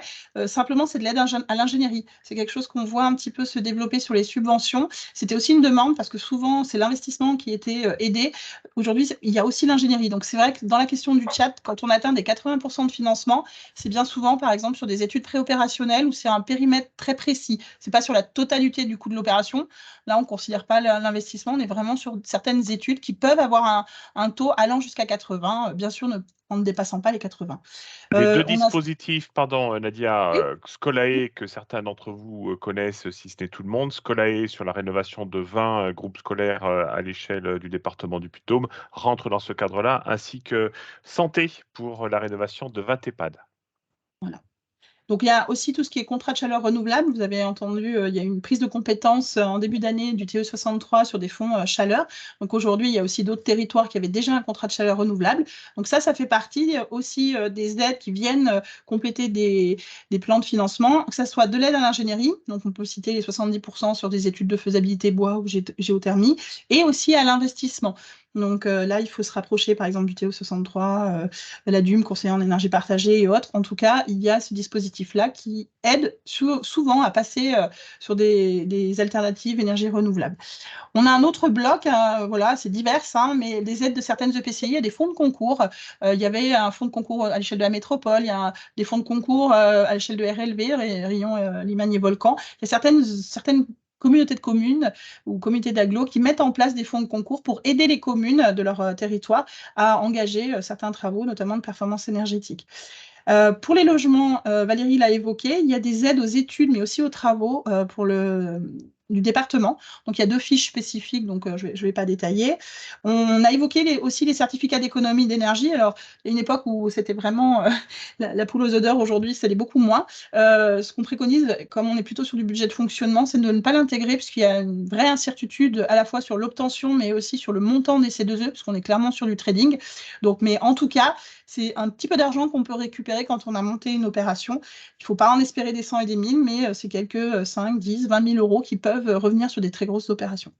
On a cité aussi un dispositif EduRénov de la Banque des Territoires. Alors, on n'a pas cité les prêts et autres dispositifs de la Banque des Territoires, mais clairement, c'est un acteur qui se positionne sur l'accompagnement en ingénierie, en accompagnement financier et plus récemment sur EduRénov. Il y a, je crois, un webinaire très prochainement sur ce dispositif qui s'intègre clairement dans la directive de notre président sur la priorité donnée aux bâtiments scolaires, à la fois sur la performance énergétique, mais aussi sur la qualité de l'air et les surchauffes estivales. Et puis après, un site internet qui permet de synthétiser de façon très exhaustive toutes les aides auxquelles une collectivité pourrait prétendre pour un projet donné. Voilà. Donc on voulait vraiment ouvrir plus largement sur d'autres financements. On passe au cas pratique. En fait, l'idée, c'était de se dire, on a la théorie, on a souvent beaucoup de subventions qui sont listées avec des montants qui sont assez intéressants. On parle souvent en pourcentage, donc on a la sensation qu'on peut très rapidement boucler un plan de financement. Mais on voit que dans la réalité, quand on travaille de façon vraiment opérationnelle et qu'on intègre cette question du financement, c'est pas si simple et qu'il faut absolument sortir de ce systématisme de 80% de financement qui n'est absolument plus vrai aujourd'hui. Donc aujourd'hui, ce qu'on voulait vous proposer, c'est de faire un petit exercice et de rentrer dans cet exercice de monter un plan de financement et surtout mettre en avant le fait que c'est important de se poser ces questions du financement à toutes les étapes du projet. On a un cas pratique pour ça et on a un petit résumé des bonus et aides liées strictement à la rénovation énergétique. Donc, comment prendre en compte la question du financement dans toutes les étapes du projet? C'est quelque chose, on intervient dans beaucoup de projets et on se rend compte que parfois c'est un petit peu mélangé. Il y a entre l'intention et la mise en œuvre du contrat de maîtrise d'œuvre un petit peu un raccourci qui est fait et qui fait que la commande n'est pas forcément claire et que le budget n'a pas forcément été testé par rapport aux ambitions du projet. Donc, ce qui est très important et ce qu'on souhaitait le faire ressortir, ce qui est issu d'une formation qu'on a dispensée au niveau de Scolae, c'est les 3 grandes étapes du projet. Jusqu'au stade, en tout cas, du dépôt des dossiers de subvention. Après, il y a bien sûr les chantiers, l'exploitation, qui sont d'autres étapes, mais en tout cas, les 3 grandes étapes sur lesquelles il faut se poser la question du budget de l'opération et des financements. Donc, la première étape, c'est l'intention de projet, c'est l'idée de projet. Ça peut être, à un moment, le projet de mandat, la volonté. Ça peut être lié, cette idée de projet, elle peut être issue d'un besoin, mais aussi d'opportunités. On a vu qu'avec le Fonds vert, voire le plan de relance, des projets ont émergé très rapidement. Donc, ces opportunités financières créent des projets. C'est aussi des obligations, notamment réglementaires. Hein. Vous êtes face à une nécessité d'agir, donc le projet va de soi et s'impose de lui-même. Donc, l'idée, c'est vraiment d'identifier à ces moments-là de l'intention de projet les priorités du projet à l'échelle du patrimoine communal. Pourquoi ce bâtiment plutôt qu'un autre? On voit fleurir, par exemple, beaucoup de projets de salles des fêtes. Et puis, finalement, les écoles sont un peu mises de côté. Donc, est-ce que c'est vraiment sur ce bâtiment qu'il faut agir? Est-ce qu'il faut agir, mais de façon peut-être plus mesurée? Et est-ce que quel bâtiment est la priorité de mandat? Donc ça, c'est des choses à vraiment s'interroger à cette étape de l'intention de projet, de l'idée, et de l'articuler, bien sûr, avec une stratégie financière de la collectivité. C'est faire à la mode PPI, c'est-à-dire programme pluriannuel d'investissement. Qu'il soit formalisé ou non, il faut se projeter à l'échelle d'un mandat sur ces investissements sur 6 ans. La deuxième étape, et qui est une étape qui peut-être est celle qui est souvent un petit peu raccourcie, voire ignorée. On passe souvent de l'intention de projet, on voit beaucoup de projets passer de l'intention à la mise en œuvre, sans avoir cette phase de la faisabilité, de la programmation. Et à notre sens, c'est une phase clé, puisqu'elle permet de poser toutes les questions, de mettre sur la table tous les questionnements à des échelles très larges, que ce soit, vous voyez, réflexion sur l'ensemble des aspects du bâtiment et de son contexte, à l'échelle urbaine, peut-être même à l'échelle de la communauté de communes, communauté d'agglo, et descendre progressivement jusqu'aux problématiques qui ont conduit à déclencher ce projet. Donc, c'est vraiment à cette étape-là qu'on met tous les questionnements sur la table, même ceux qu'on ne souhaite pas forcément traiter par la suite, mais en tout cas, on ne les ignore pas à ce moment-là. On vérifie, et c'est vraiment là, je veux insister, la faisabilité technique de l'ouvrage et son phasage dans le temps. C'est à ce moment-là, et bien sûr, pour cette étape-là, on se fait entourer d'un prestataire, hein, on peut pas, ou alors on a la compétence en interne, mais en tout cas, on se fait accompagner. On valide les cibles et la qualité environnementale retenue, et c'est à cette étape-là qu'on commence à estimer l'enveloppe financière du projet et qu'on la confronte avec la capacité et la volonté d'investissement de la collectivité. Être capable d'investir ne veut pas forcément dire vouloir investir.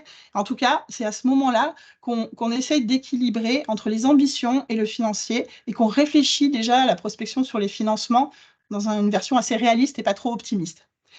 Et puis ensuite, on a l'étape 3, qui est la mise en œuvre de l'opération. Clairement, c'est au moment où on va consulter son maître d'œuvre et on va lancer les travaux. Alors, on peut aussi faire des devis de travaux par des entreprises, mais on va considérer plutôt une opération globale, donc en maîtrise d'œuvre.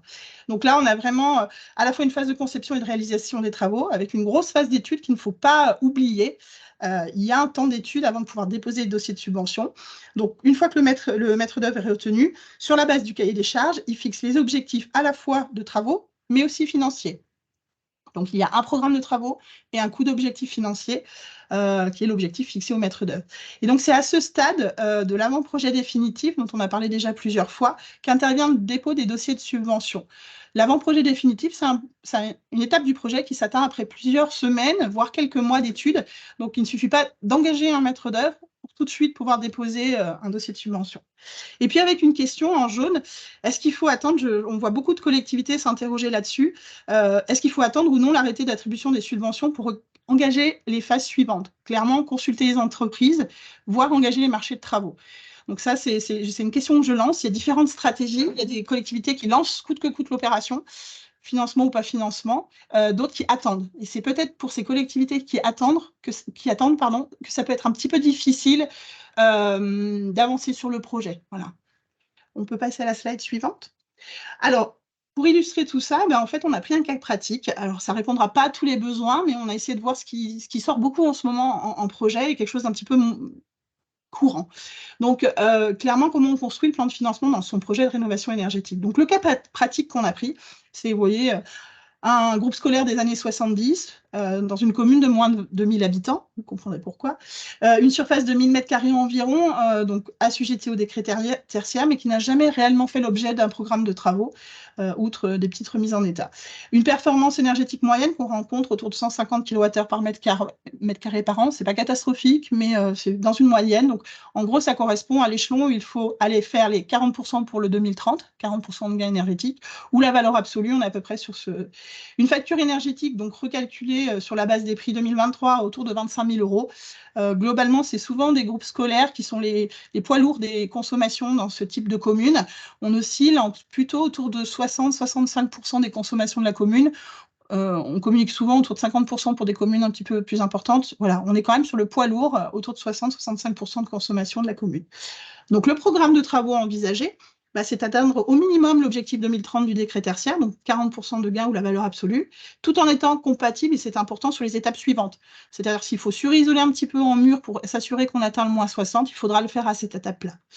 On complète avec la mise en conformité, ce qui est souvent une forte demande et qui est souvent lié à la rénovation énergétique.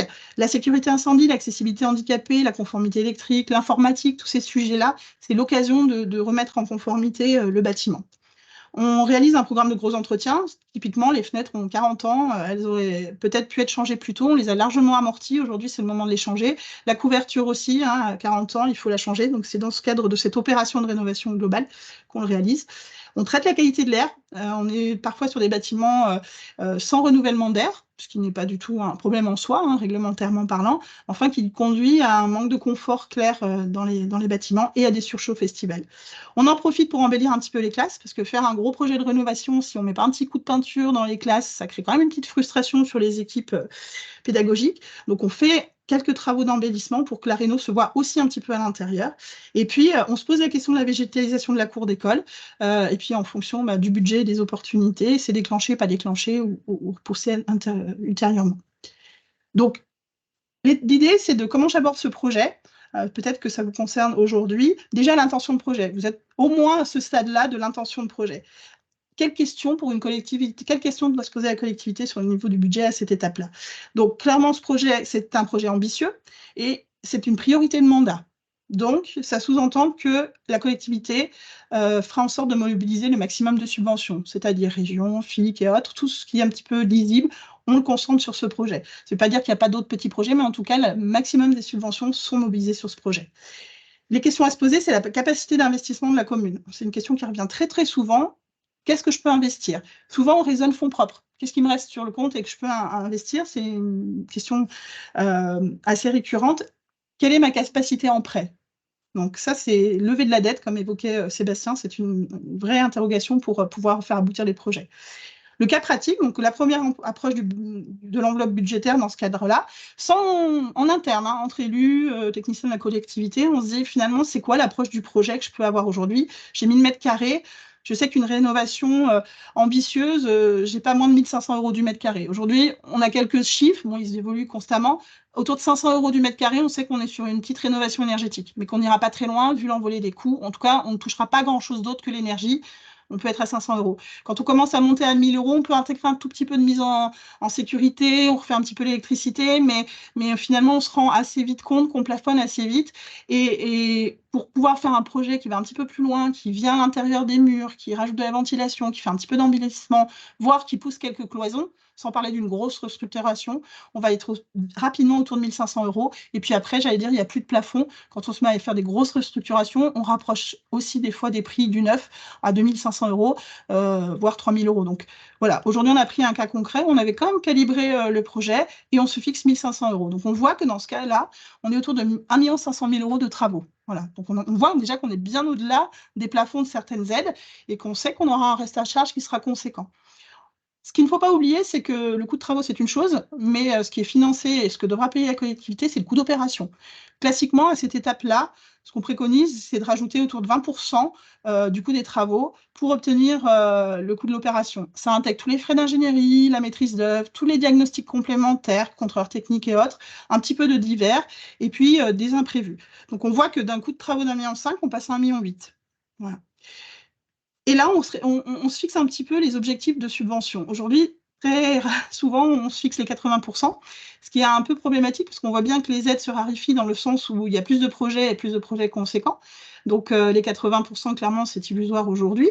Et on se pose la question aussi du reste à financer. Les 50%, on se dit que quand c'est un projet de mandat, ça peut être une cible réaliste. Et c'est peut-être cette cible-là qu'on peut se donner, enfin, qu'on peut avoir à cette étape-là de projet pour déterminer le niveau critique du projet en dessous duquel on ne pourra pas enclencher l'opération, où il faudra clairement revoir la configuration du projet. Sachant que comment agir, pardon. Vas-y. Comment agir sur cet objectif de 50% de subvention? Il est clair que tous les projets, que ce n'est pas une règle absolue, il y a des projets qui pourront être peut-être financés à 30%, d'autres voire plus que 50%. Tout dépend à la fois de la mobilisation des subventions, mais aussi, et on l'oublie souvent, parce qu'on parle souvent en pourcentage, du coût de l'opération. Quand on a une opération à 500 000 €, c'est plus facile d'aller chercher 60 à 70%. Quand on a une opération à 1,5 million, clairement, on voit bien que les plafonds des subventions font qu'on n'arrivera pas à dépasser, ou très peu, les 30, 40, 50%. Donc c'est vraiment un exercice, j'allais dire itératif à faire, d'interroger le projet, les ambitions et le budget, et de se fixer cette limite minimum sur laquelle le projet ne s'arrêtera pas. Donc, dans l'étape 2, et c'est cette étape qui est importante, je pense également au niveau budgétaire, puisque c'est vraiment la mise sur les rails du projet, il y a plusieurs choses à s'interroger. D'abord, c'est une étude de faisabilité qui est réalisée par un prestataire, avec un volet programmation. Donc, c'est recensement de tous les besoins, dysfonctionnements autres qu'énergétiques. Et puis, un audit énergétique. C'est à cette étape-là qu'on va pouvoir faire au minimum un audit énergétique, voire une simulation thermique dynamique, mais en tout cas qu'on a une approche énergétique. On teste des scénarios de travaux, c'est important. C'est à ce moment-là qu'on teste les scénarios de travaux et qu'on les confronte au budget et puis finalement à l'idée du projet qu'on en avait en étape 1. On réalise les divers diagnostics, les études complémentaires. Donc ça, c'est aussi des coûts qu'il faut prendre en compte et réaliser assez tôt dans le projet pour ne pas avoir de mauvaises surprises. Je pense par exemple typiquement au diagnostic amiante. Faire un diagnostic amiante quand la maîtrise d'œuvre a démarré, le risque c'est d'avoir de l'amiante et de voir des coûts s'envoler et du coup de devoir déshabiller le projet. Donc c'est vraiment en faisabilité qu'il faut avoir tous ces éléments.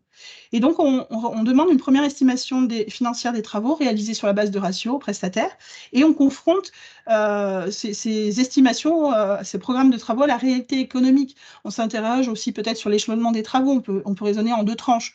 Une tranche au premier mandat, une tranche au deuxième mandat. Voilà. Et on veille surtout, à ce moment-là, déjà, aux critères techniques des financements et on l'écrit dans le cahier des charges de consultation du maître d'œuvre. Si les choses ne sont pas écrites, il peut y avoir une discussion. Il faut clairement fixer les objectifs.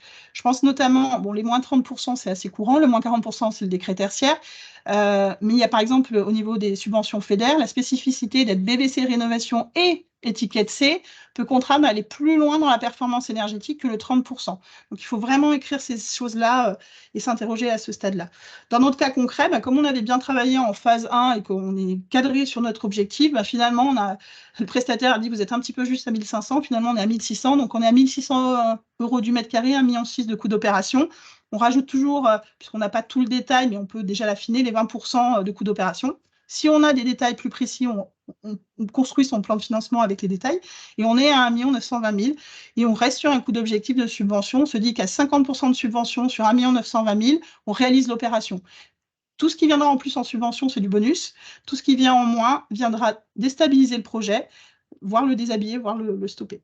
Et ensuite, on passe à l'étape 3, et c'est l'étape clé, puisque c'est à ce moment-là qu'on dépose les subventions.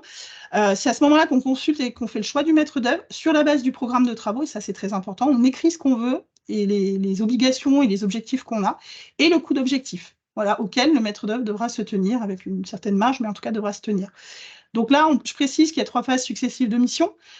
Quand on a signé avec un maître d'œuvre, le temps de démarrer la mission, il y a une phase de diagnostic, il y a une phase d'avant-projet sommaire où là, on teste un petit peu en phase conception les solutions techniques qui avaient été prédéfinies. Et surtout, on passe ensuite à l'avant-projet détaillé, c'est-à-dire que la solution technique, les solutions, les scénarios, le scénario de travaux qui a été retenu, on le pousse au maximum pour avoir vraiment un chiffrage précis. Et donc, c'est à ce stade des avant-projets qu'on réalise des études thermiques qui sont une approche en APS et consolidée à l'APD pour s'assurer de l'objectif, par exemple, du décret tertiaire ou de la cible énergétique. Et c'est une fois que cette estimation des travaux est faite et validée par la collectivité que le plan de financement plus définitif peut être élaboré et déposé notamment auprès des financeurs. Voilà. Donc, il faut quand même, en moyenne, attendre 3 à 4 mois. Hein, c'est quand même, on peut aller plus vite, mais c'est quand même un délai d'étude qu'il faut prendre en compte. Simplement, dans le cas concret, eh bien, là, juste un petit peu avant, Sébastien, juste la slide avant, dans le cas concret, on est resté sur le coût d'objectif puisque le prestataire en faisabilité a bien travaillé. La collectivité continue à affirmer son coût d'objectif puisqu'elle l'accepte à 50% de subvention. On reste sur le 1,6 million et du coup, on a un coût d'opération qui est un petit peu fiabilisé.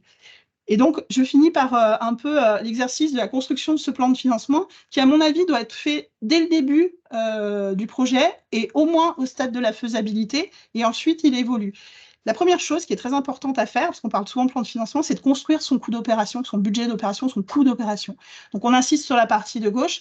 Il y a les travaux, bien sûr, mais il y a la maîtrise d'œuvre, qu'on a estimé l'ordre de 12%. Alors, c'est des ratios, mais en tout cas, ça donne un ordre d'idée, ça permet de ne pas se planter sur le calibrage du projet. C'est-à-dire, on ne fait pas un projet à 1,5 million, et puis finalement, on s'était dit, je mettrais que 100 000 € sur la table. On sait que c'est illusoire, donc il y a vraiment un aller-retour à faire. Les frais annexes et autres études, faisabilité, SPS, je passe les détails, 40 000, des imprévus à 5%. Vous allez me dire, on peut aller jusqu'à 10. Volontairement, on va à 5, puisqu'on mobilise de l'argent et des subventions sur des grosses incertitudes. En APD, on doit avoir une certaine fiabilité des imprévus. Donc, on est autour de 1 912 000. Donc, vous voyez qu'on colle par rapport aux objectifs qui étaient fixés depuis le début. Donc, le projet est sur des bons rails.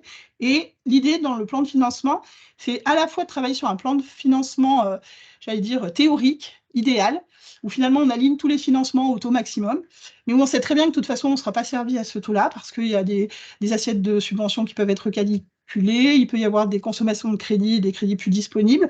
Donc en tout cas, on met le plan de financement théorique, et puis à côté, on commence à réfléchir à ce taux de financement probable, réaliste, qui finalement va tendre vers les 50%. Donc finalement, j'ai fait un petit peu l'exercice de rajouter les subventions sur lesquelles on peut à peu près se projeter de façon sécurisée. Je prends un petit peu des pincettes parce qu'il n'y a jamais de garantie, mais en tout cas, quelque chose de réaliste. Aujourd'hui, pour les subventions de l'État, on va raisonner sur une subvention toute enveloppe confondue et de se dire, c'était la préconisation de Mme Trouman à sa préfecture, 1 million, en gros 30%, 300 000 €. On peut se dire qu'un projet qui demande 300 000 € de subvention État sur un an pourrait avoir une chance de passer sans trop de discussion du montant.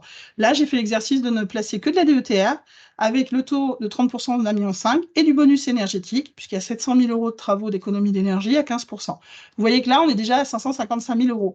Donc, on sait qu'une tranche risque d'être compliqué et que là, il faut discuter rapidement avec la préfecture pour envisager soit des tranches très étalées dans le temps, c'est-à-dire vraiment 2 tranches de travaux complètement différentes, une au premier mandat, une au deuxième, et se dire je n'engage que la première tranche et je réduis mon coût d'opération, ou alors négocier des tranches fonctionnelles sur 2 ans. Voilà. Je n'ai pas fait apparaître de DESIL et de fonds verts, partant du principe que j'avais peu de chances d'en obtenir et que ça soit du DESIL, fonds verts ou DETR, j'aurais 300 à 150 000 en fonction des 2 tranches. La région, donc là, on a plus de lisibilité puisqu'il y a eu des échanges, des fiches projets, il y a voilà, une certaine lisibilité sur l'échelle du mandat. Donc voilà, je suis une commune de moins de 2000 habitants, je fais partie du bonus ruralité, assiette 250, je suis volontairement allée au maximum, alors peut-être qu'il y aura une discussion, mais voilà, de l'ordre de 100 000 euros. J'inscris le FIC, sur lequel il y a une certaine lisibilité aussi, hein, mais là, j'alerte quand même sur le fait que les assiettes tournent autour de 250 à 300, 400 000 euros, voilà, et que mon projet est à 1,5 million. Donc oui, j'ai 40% de subvention, mais sur à peu près, je n'ai pas le calcul, mais un quart, un cinquième de mon opération. Voilà, donc il faut vraiment être vigilant à ça, mais il y a une certaine garantie de ces subventions. Le bonus énergie, pareil, qui est limité du coup au montant maximum, hein, je n'ai pas pris les 700 000 euros, mais le montant maximum de l'assiette, donc 57 000 euros. La subvention FEDER, sur laquelle il faut s'interroger en fonction des tranches, puisque le FEDER intervient sur une tranche à 469 euros du mètre carré, alors que vous voyez que nous, on était plutôt à 1600 pour notre envergure de projet. Donc là, il y a vraiment un travail en détail sur peut-être une séparation entre deux montages financiers, hein, 2 tranches, 2 plans de financement à faire. Donc la réponse n'est pas si claire, c'est à discuter et à calculer. Et puis j'ai rajouté un petit peu de fonds chaleur, parce qu'on se dit qu'on est en chaudière fuel ou gaz, et que suite aux études de et de faisabilité, le réseau de chaleur bois, la chaudière bois, pardon, a été validé. Et donc il y a une aide globale, c'est à peu près cet ordre d'idée, hein, on a regardé avec mon collègue Pierre Besson, finalement 35 000 euros d'aide à l'investissement et aux études. Donc finalement, on arrive à pratiquement 900 000 euros d'aide sur un projet à 1,9 million et un taux de 47%. Ce n'est pas le taux maximum, mais c'est un taux réaliste. Et finalement, on se dit, si on assure ce type de financement-là, on fait l'opération. Et donc, c'est à ce moment-là qu'il faut se poser la question des tranches et du reste à charge pour la collectivité. Ne pas oublier le petit delta de FCTVA et ensuite l'autofinancement global qui va se séparer entre fonds propres et les prêts, les différents prêts qui sont mobilisables, Banque des territoires et autres, pour compléter ce plan de financement. Voilà. Donc, je voulais juste vous livrer un peu cette réflexion du cas pratique là-dessus. Et puis ça, c'est juste une slide que vous pourrez garder parce que c'est pas toujours simple d'avoir une vision 360. C'est les différentes aides strictement liées à la performance énergétique, mais pas que, hein, puisque ça peut financer la mise en conformité, les rénovations plus globales. Et en tout cas, les gains énergétiques qui sont demandés pour les bonus ou qui sont conditionnés pour le fonds vert, par exemple, et l'étude qui est nécessaire à côté. Puisque, en fait, une étude énergétique, ça peut être plein de choses. Donc, c'est vraiment un détail plus technique et ça peut vous aider par rapport au bureau d'études et aux maîtrises d'œuvre, mais qui commencent à bien connaître ces choses-là. Voilà. J'en ai fini. Merci Nadia. Alors, il y a peut-être des questions dans le chat. J'en prends connaissance tout de suite. Je vais commencer par la dernière, qui sera ma première. Y a-t-il des financements pour les études de faisabilité et de programmation? Alors peut-être dans des cadres spécifiques type Scolae ou même santé, mais pour des équipements qui sont déjà identifiés dans le cadre d'amis locaux. Sinon, est-ce qu'il y a des financements pour les études de faisabilité et programmation? Nadia. Non, alors, il y a des financements indirects dans le sens que ces études de programmation sont intégrées dans le plan de financement à l'investissement, dans les frais. Mais si vous voulez simplement faire une étude de faisabilité sans engager la suite, à part les appels à projets, peut-être, je ne suis pas sur le fond vert, je n'ai pas le détail, mais je ne pense pas. Alors, à monsieur ou madame Blanc, je ne sais pas, j'ai pas de prénom, désolé. Oui, toutes ces présentations vous seront communiquées sans aucun souci. Christine Laporte qui pose la question aussi sur les contrats de performance énergétique, les CPE.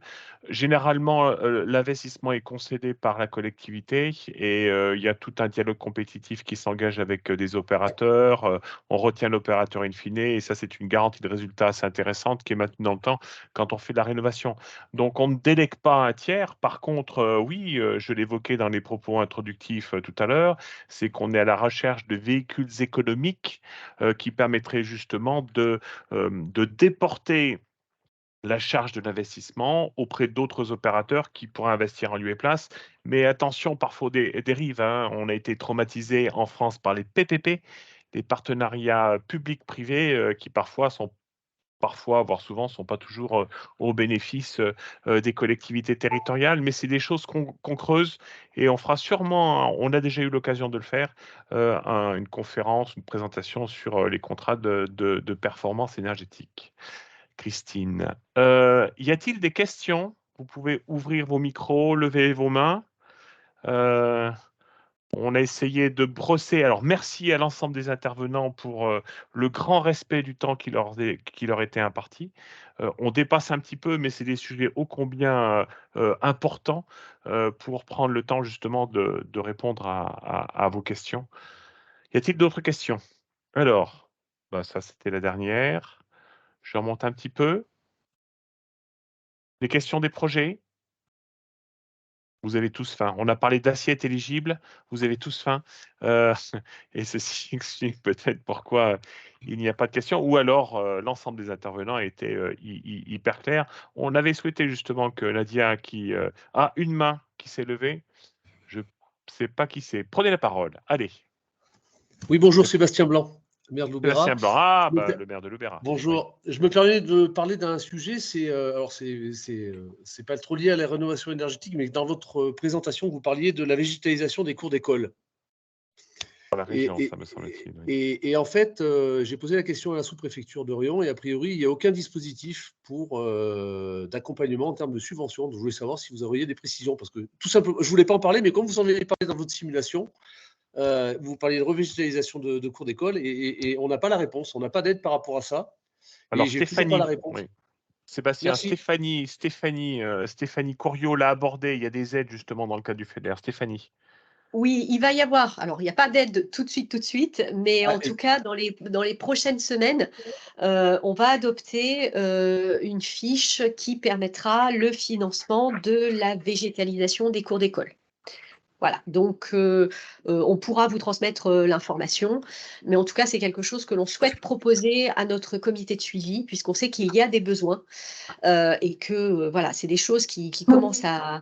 où on a des demandes, donc on a une enveloppe, si je puis dire, réservée sur ce sujet, donc qui va être ouverte dans les prochains mois. Merci beaucoup. Si je peux me permettre, concernant le FIC, c'est aussi un périmètre éligible. Hein, ça peut participer à l'amélioration de l'équipement scolaire, donc c'est éligible chez nous. Hein. Bon, Sébastien Martin, idem pour la région. Idem pour la région. C'est pas inéligible, donc c'est éligible. D'accord. Le terme est important. Merci. C'est pas inéligible. Merci beaucoup. On questionnera l'État, mais je pense que ça fait partie d'un périmètre de projet, en fait. Hein. C'est-à-dire qu'on fait bien les réseaux, on fait bien les cheminements, l'accès. À partir du moment où on terrasse, à mon sens, ça fait partie du périmètre d'un projet. Ok, d'autres questions? Pas de main levée, pas de prise de parole. Bon, bah, écoutez, pour en terminer, je souhaitais remercier tout le monde, les participants, bien évidemment. On a fait une pointe à 81. C'est enregistré depuis 2h16. On mettra tout ça sur notre site et puis les partenaires pourront bien évidemment créer le lien. Remercier bien évidemment les intervenants entre Valérie, Stéphanie, Nadia, Florian et j'espère n'oublier personne. Remercier aussi les pilotes du CDTE, en l'occurrence l'État, la région et le département qui nous ont fait confiance pour organiser cette rencontre-là. Donc tout sera mis sur Internet et le support de présentation Fleuve, 46 diapos, 2 mégas en PDF, donc ça se télécharge assez facilement. Le replay, voilà. Et puis bien évidemment, l'ensemble des financeurs publics que sont la région pour ses aides régionales, la région pour les aides FEDER, le département et l'État se tiennent à votre disposition pour répondre à vos questions. On a déjà capté toutes les questions à destination des interventions de l'État. On va communiquer ça à Émilie Troma qui nous fera une réponse écrite sur l'ensemble de vos questions et on vous les recommuniquera dans la foulée. Voilà. Écoutez, un grand merci à vous tous. Merci pour la richesse des échanges. Merci pour la richesse des propos et des informations sur ces dispositifs d'aide. Et surtout, n'oubliez pas d'appeler l'ingénierie territoriale le plus en amont possible et les financeurs le plus en amont possible. Comme ça a été dit tout à l'heure sur l'Europe, je pense que ni le département, ni la région pour ces aides régionales, ni l'État sont avares de temps passé avec les porteurs de projets. Plus ils sont informés en amont, mieux c'est pour pouvoir monter les projets. Un grand merci à vous et puis au plaisir de vous revoir et de vous recroiser tous. Merci et à très bientôt. Au revoir. Au revoir, merci beaucoup. Au revoir. Au revoir, Merci, au merci revoir. beaucoup.